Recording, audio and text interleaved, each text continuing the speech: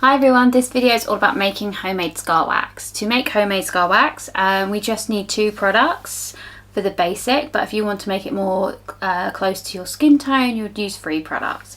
So the 2 products I will be using is flour and Vaseline. The flour wise, it doesn't really matter what. I'm using just plain flour, but I've used self-raising. I've seen people, I think they've used corn flour. You'd have to see what it's like, but this one is literally plain flour and Vaseline. So what you need to do is get yourself a little cup or plastic thing like this. I prefer plastic cups because they use less space, so when you're mixing it's not as messy. And yeah, and I got my Vaseline. So I've put in some flour in here already. I would say this mixture is typically like 60-40, so 60 flour to 40 Vaseline, but you can just go add more or take less of the product out as you go. So I am just going to pour some Vaseline into my cup, and then literally you just have to mix them into each other. It is a bit of a messy job. I don't really enjoy touching it, so I really won't be touching it at all till it's sort of complete. But some people like to put it on their table and do it like that and knead it into each other. So for example, the kids at my school, quite often I will task them to make it because they know how to do it now. But yeah, they would get it on the table and mix it until it became the desired effect. So you will find that you will be mixing a bit of both in each time so you get the consistency you want. You want it to the point of it's not sticky to touch, but it can hold itself together. So I'm just going to pour in a bit more powder, sorry, a bit more of the flour.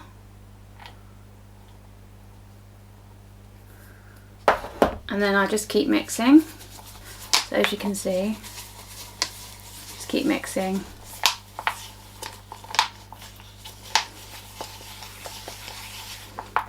Still, it's starting to change colour, but it will literally go to that sort of colour. So if you do want to make it to your skin tone, I'd recommend putting in some of your foundation in if you've got foundation, and just carry on mixing till you get the consistency we need.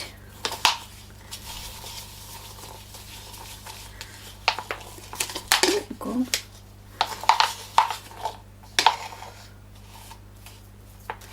So that needs a bit more flour.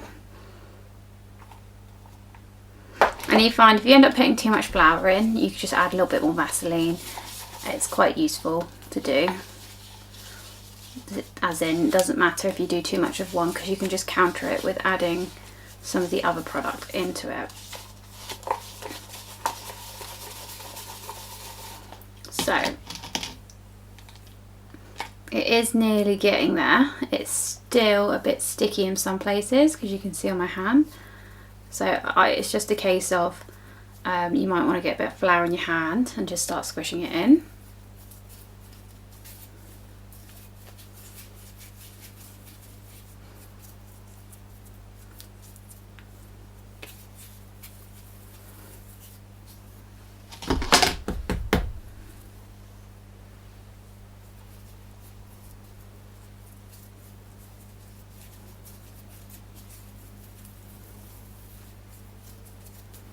See, it's still a bit sticky and goopy, so again, just keep adding powder, well sorry, the flour into the mixture until it, you know, it stops sticking to your skin as much.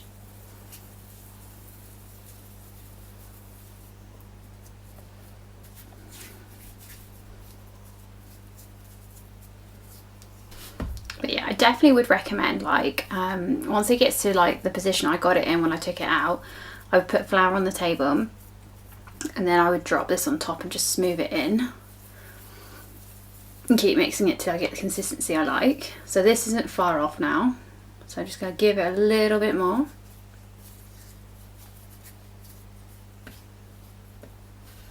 And as you can see, I will say I'm quite happy with it like this.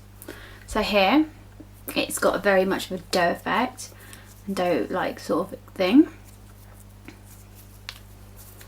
And it's quite good because like I can squish it and it's not like really sticking to my hands. It's a little bit, but that's from where I've been mixing it.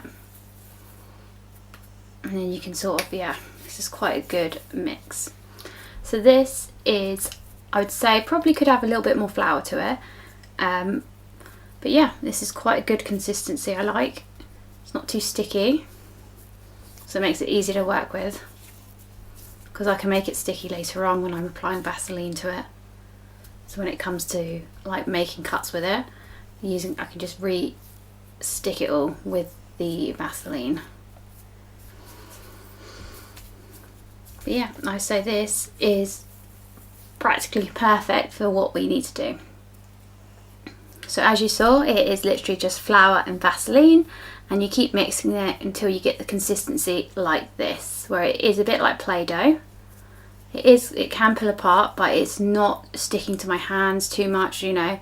Yes, it sticks like this, but when I move it, there's no product to my hand.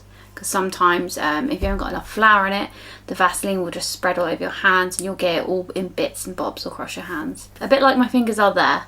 That was it on the earlier stage. But in this stage, it's not like that at all. And there you go, homemade scar wax. Really easy and simple. And what you can do as well at this stage is, if you want to make different colours, like a previous video, you would just literally add some red into it. Sorry, I don't mean previous video. I mean a video that I've got on here where it is to change your wax. So you would just do exactly what I did in that video. You'd pull it apart, you'd put some red into it and go from that. But then you might have to add some extra flour in, but that's absolutely fine. So next video is going to be using this to make a cut and injury, just to show you what it's like and how useful it can be. I'll see you in the next video.